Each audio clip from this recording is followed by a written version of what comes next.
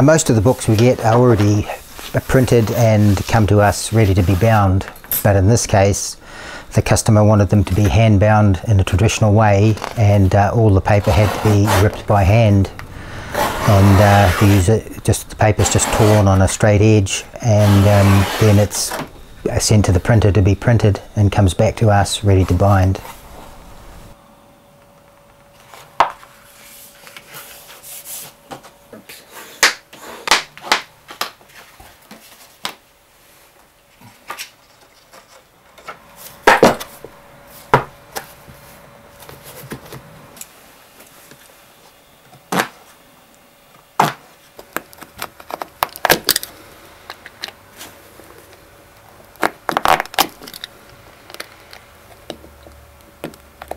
And they make a start for the needle to follow.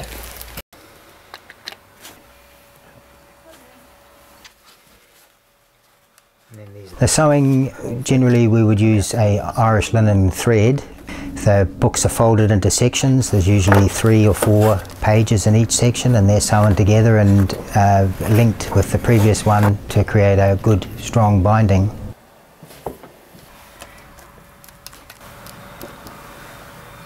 Got to work it into all those little gaps. You have to be careful not to brush back on that because it'll all gather.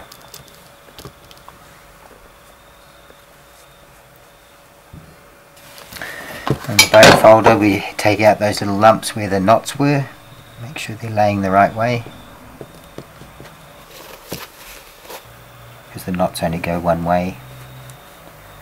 They go into those grooves and they help support the book, so put them to work. Yeah. So always, you notice with all books, where those sections are joined, there's always that little bit of book that's separate. Once it's been sewn and glued, then it's rounded, and that gives it a, it's hammered over to give a curve in the spine, and that gives you that piece at the front that you can thumb through. And I've used quite heavy thread as well. And the backing is making that groove for the covers to sit in. When we're doing this part, if the grain is not running long ways, then it won't bend, it'll buckle more.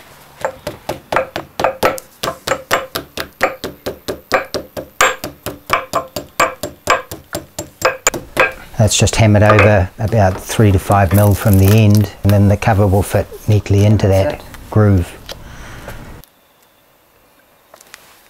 So when you open the book, it will have that crease in it.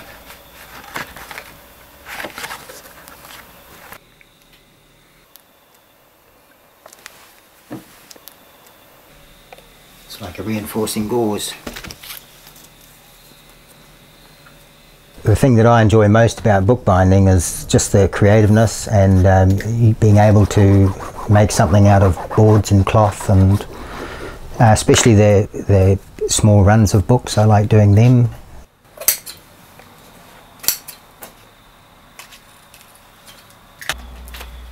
There's several styles of cover, and this one we used what's called just a case, and that's we make the cover out and then we fit it to the book later. But there's case binding, there's one where you make the cover and it gets sewn onto the book as well, onto cords, and that's what gives you those little ribs on the outside of the book. So, but case binding is the most common one. It's used by all the commercial binders, and when they do runs of thousands, that's their way of doing it efficiently. It just holds the spine in. The thing that I enjoy most about bookbinding is just the creativeness and being able to make something out of boards and cloth, and especially the small runs of books. I like doing them, and I can be at home when I'm doing it, and we can send the product all over New Zealand.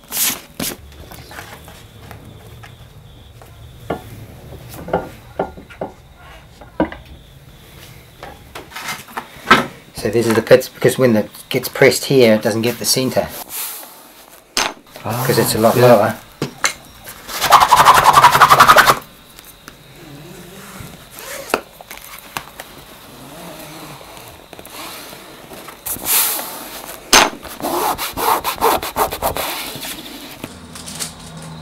All the foils we use now are aluminium foil, but in the old days it was all pure gold and all done by hand. Nowadays we heat the machine up and it's pressed in below the level of the cover so that it won't rub off, and then it's peeled away.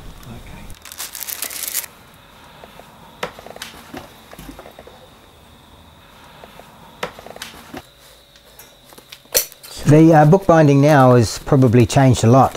From when I first bought the business, we were doing commercial stationery, ring binders, computer binders, and now there's a lot more repairs and less new books, but there's also photograph albums and menu covers, so there's a sort of a range of new products that we've adapted to.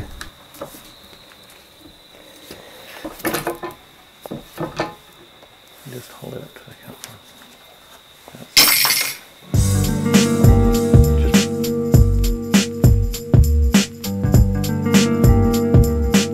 One of the most common things we do is menu covers. They come in from restaurants that will want a nice cover for their menus.